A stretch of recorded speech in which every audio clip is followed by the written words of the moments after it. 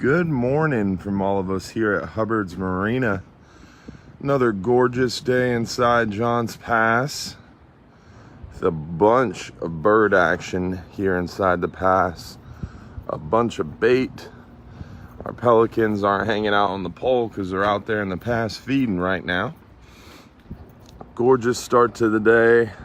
Unfortunately, it's that time of year where the sunrise starts getting blocked by those apartment complexes across the pass, but we still get the beautiful view of the sky. It is going to be a beautiful day out there today. Super light load on our half-day fishing trips this week. Our all-day fishing trip has a super light load, and the weather is picture perfect. Today, it's almost less than 1 foot seas, so pretty much entirely flat calm. And the fishing should be pretty good behind this front. Now that the water's calmed down and relaxed, the fishing should get really good. There is a ton of greenbacks and whitebait inside the pass right now. All these seabirds are out there tearing it up for sure. I think I'm seeing some mackerel or jack crevalle or something hitting on the bait too.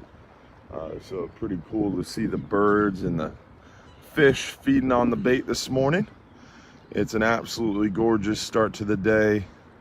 Mid 70s and just a perfect day to get out in the water for sure. So hopefully you guys are going to enjoy this beautiful weather with us this week.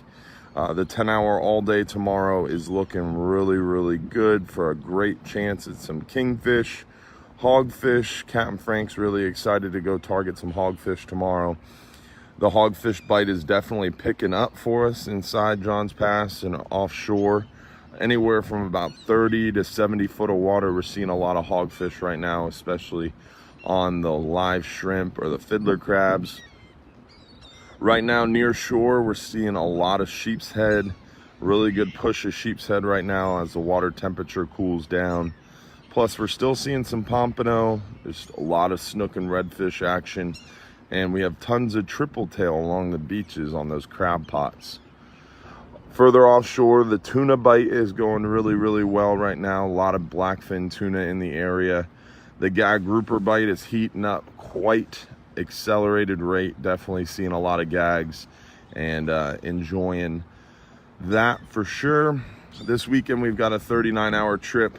We're looking to go after more of those gag grouper. We've been averaging 2-3 dozen keeper gags, and this weekend we're hoping for even more.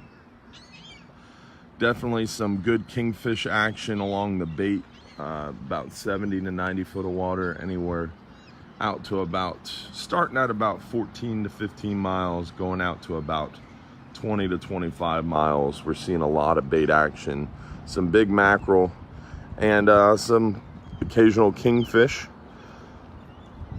Definitely a great time to get out in the water this week. The weather is picture perfect. As far as the red tide goes, it's pretty much non-existent here inside the pass, as you can see with all this wildlife action this morning and this plentiful whitebait. Definitely wouldn't be this way if the red tide was really bad inside Johns Pass. But it is around the area for sure. There's some pockets of red tide in the back bays, around Terra Verde and down south around South Pasadena, up north around the Narrows, Indian Rocks, Reddington Shores. There's some red tide along the beaches, especially in around northern to mid Pinellas, but right around our area it's definitely decreased, and we're hoping it stays that way. We've got a little bit of a southwest wind this morning, so hopefully that won't push anything up on the beaches, but you never know. Definitely a moving target with this red tide. One day it'll be a one way, the next day it'll be another way. So it just kind of depends on what the wind and currents are doing. But it's looking fairly favorable over the next few days with this gorgeous weather condition we have. Cooler water temperatures should help as well. Not cold enough to completely kill it off, but hopefully cold enough to slow down its growth. And the continued cold fronts breaking it up should help as well. The rain with these fronts doesn't help though. We need just a stiff breeze with some high waves and some cooler temperatures, and that's what's going to help us get rid of this red tide. But I didn't realize how cold of water red tide can withstand. It can actually withstand as low as 50-degree water temperatures. And if our water temperature got down low enough to kill red tide, it would kill a lot of fish. So we don't want the water to get cold enough to kill red tide. We just want it to get cold enough to slow down its growth. And then the wind is what's going to break it up. The windy conditions, the high seas, that breaks up the blooms, and they get weaker and dissipate. And hopefully stop affecting our area and our beautiful Gulf beaches. Right now it's mainly Southwest Florida, south of like Sarasota, Manatee counties is where you see most of the red tide action. A majority of it at least. Evan Smith, we're fishing for today. We're going after the hogfish, the lane snapper, and a bunch of the smaller heads and tails on our half-day fishing trip. Tomorrow on our 10-hour all-day, we'll be targeting lots of the hogfish, lane snapper, mangrove snapper, red grouper, gag grouper, and kingfish, with an opportunity to catch a handful of grouper and hopefully a half dozen kingfish or so. Smokey and Captain Frank are really excited for tomorrow's all-day, so should be an exciting trip to say the least. And with only 16 people booked right now, it's a great opportunity to get out in the water and enjoy this beautiful weather we have.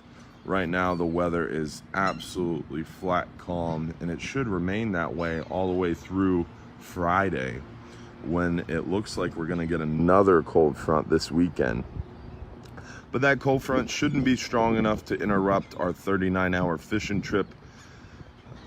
Hopefully that'll only make the fishing for that trip really, really good. So we're keeping an eye on the weather for this weekend. We'll definitely keep you in tune, but from now until Friday, there is absolutely no weather concerns. It looks gorgeous.